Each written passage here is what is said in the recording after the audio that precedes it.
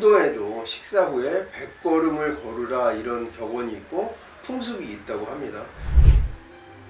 안녕하세요. 몸신 한의사 한진우입니다. 오늘은 많은 질병을 예방할 수 있는 혈당관리법에 대해서 말씀을 드리겠습니다. 먼저 식사하는 순서, 그 다음에 섬유소를 많이 섭취하는 것, 그 다음에 식후에 걷는 방법 등에 대해서 설명드릴 예정이니까요. 영상 끝까지 봐주시면 감사하겠고요. 좋아요 한번 눌러주시면 큰 도움이 되겠습니다. 우선 밥 먹는 순서만 바꾸어도 혈당을 낮출 수 있다.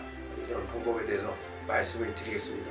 혈당이 당뇨뿐만 아니고 고지혈증, 고혈압으로 이어지는 대사증후군의 원인이 될 수가 있습니다. 대사증후군은 심혈관이나 뇌혈관 질환과 같이 중대한 질병을 일으킬 수 있기 때문에 대사증후군을 무서워하는 것인데요. 이 모든 원인이 혈당이 높아지면 이 당뇨, 고혈압, 고지혈증이 올 수가 있는 것입니다. 그런데 이 혈당 관리할 때 밥 먹는 순서만 바꿔도 혈당 관리가 잘 될 수 있다. 이런 방법이 있어서 소개를 해드리려고 합니다. 한간에는 거꾸로 식사법이라든지 이런 이름으로도 불리우는데요. 우리가 한국 사람들은 어떻게 밥을 먹습니까? 밥 먼저 먹고 이제 반찬 먹고 이제 밥 위주의 식사를 하게 되죠. 그런데 지중해라든지 그리스 이런 지역의 식사를 보면 어떻습니까? 샐러드를 먼저 섭취하고 그때 치즈라든지 이런 단백질 섭취하고 올리브유, 식이섬유, 그 다음에 단백질과 지방, 그 다음에 탄수화물을 섭취하는 이런 방법을 취하고 있어서 건강식으로 알려져 있는데요.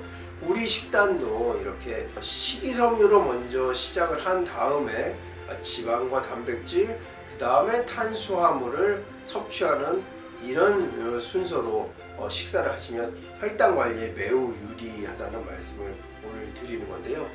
이 근거는 이런 순서대로 식단 관리를 한 군과 순서와 관계없이 식사한 군을 관찰 조사해 보니까 이렇게 식사 순서를 지켜서 식사한 군이 훨씬 혈당 조절이 잘 됐다는 연구 결과에 근거한 것입니다. 이 올바른 식사 순서대로 식사를 하면 인슐린이 덜 분비될 뿐만 아니라 이 인슐린이 지방을 연소하는 메커니즘으로 빨리 전환되기 때문에 혈당 관리에 유리한 측면이 있고요.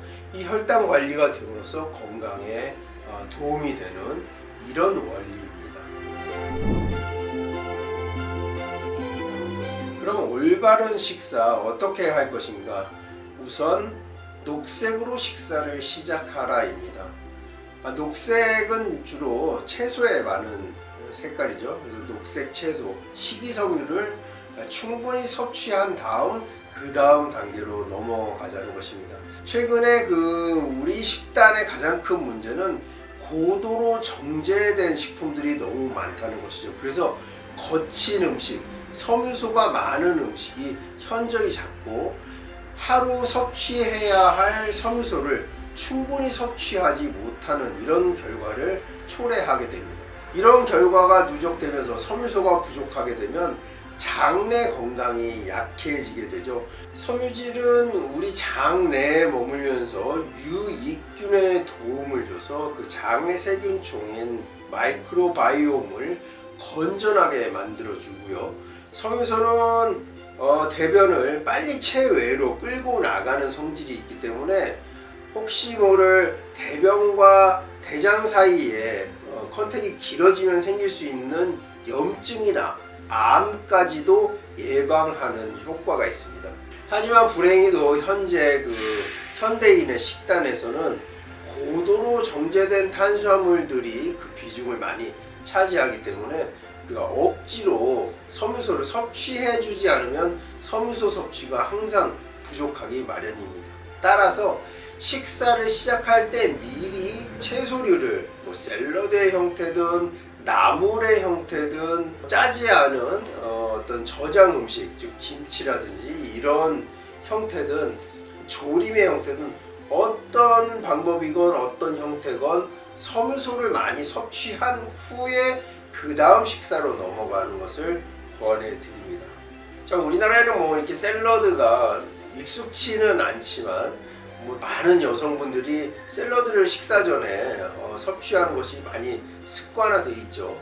하지만 그렇지 않은 분, 식성이 그렇지 않은 분들도 채소 나물이라든지 채소 무침, 김치나 시래기 같은 것들을 짜지 않게 해서 일정 부분 식사 전에 섭취를 한 후에 이제 본 식사로 들어가기를 권해드립니다.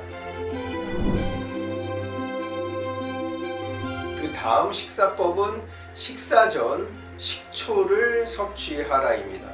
식초를 한 수저 정도 물에 희석해서 식사 전에 마셔주는 것인데요. 이렇게 하면 식사에 있는 아세트산 성분이 혈당 스파이크 올라가는 것을 예방해주고 인슐린이 활동할 때 그 활성도를 높여준다는 연구 결과가 있었습니다. 그리고 식사 전에 마시는 이 식초물은 식사에 대한 배고픔에 대한 갈망을 조금 낮춰줄 수가 있습니다. 다만 너무 과량 드시거나 희석하지 않아서 드시면 공복에 위장 장애가 생길 가능성이 있으니까요. 너무 과량 드시지는 않도록 해주시는 것이 좋겠습니다. 또한 식초에 함유되어 있는 이 아세트산은요, 근육이 혈당을 잡아들여서 에너지로 사용하는 작용을 활성화시켜서 혈당을 또 낮추는 효능이 있습니다. 혈당 관리로 질병을 예방하는 방법, 그 다음은요, 바로 식사 후에 걷는 것입니다. 어찌 보면 당연한 이야기 같지만 인도에도 식사 후에 100걸음을 걸으라 이런 격언이 있고 풍습이 있다고 합니다. 신기하게도 동의보감에도 식후 100보를 걸으라 이렇게 되어 있거든요. 동의보감, 그러니까 우리 한자 문화에서 말하는 100이라는 숫자는요, 딱 100걸음이라기보다는 어느 정도, 일정 정도 내지는 충분히 라는 의미라고 볼 수도 있겠습니다. 그러니까 100보를 걸으라 그러면 딱 100걸음을 세서 걷는 게 아니라 일정 정도 충분히 식후에 걷기를 권하고 있죠. 이 이유는 식사 후에는 우리 체내 혈당 수치가 올라가면서 자유라디칼 산화물질들이 많이 발생을 하면서 염증을 일으키거나 각종 질환을 일으킬 수가 있는데요. 식후에 걸어줌으로써 이 에너지를 소비하게 되고 그러면 이 염증 수치도 줄어들고 각종 질병도 예방할 수가 있겠습니다. 따라서 식후에 이렇게 섭취된 음식으로 인해서 올라갈 수 있는 혈당을 낮춰주기도 하고요. 인슐린 분비도 덜 하게 되는 것이고 혈당도 피크를 치지 않도록 도와주는 것이 바로 식후에 걸어주는 것입니다. 식후에 걷는다는 것은요, 여러모로 건강에 도움이 됩니다. 소화도 더 잘 될 수 있고요. 방금 말씀드렸던 혈당도 낮추는 결과를 가져올 수가 있고요. 식후에 걷게 되면 햇볕을 쬐게 되고 햇볕을 쬐게 되면 비타민 D가 생성되면서 잠도 잘 오고 골다공증도 예방되고 하여튼 식후에 일정 정도 10분 이상 걸어주게 되면 여러 가지 혈당 조절이라든지 건강에 도움이 되니까요. 식후에 꼭 걷는 것을 해주시길 권해드립니다. 자, 오늘 그 혈당 관리를 위한 식사의 순서라든지 먹는 방법 그리고 식후 걷기에 대해서 말씀을 드렸고요. 이 이외에도 혈당 조절에 대해서 궁금하신 점 있으시면 댓글로 문의해 주시면 성의껏 답변해 드리도록 하겠습니다. 영상 끝까지 봐주셔서 감사하고요. 지금까지 몸신 한의사 한진이었습니다. 감사합니다.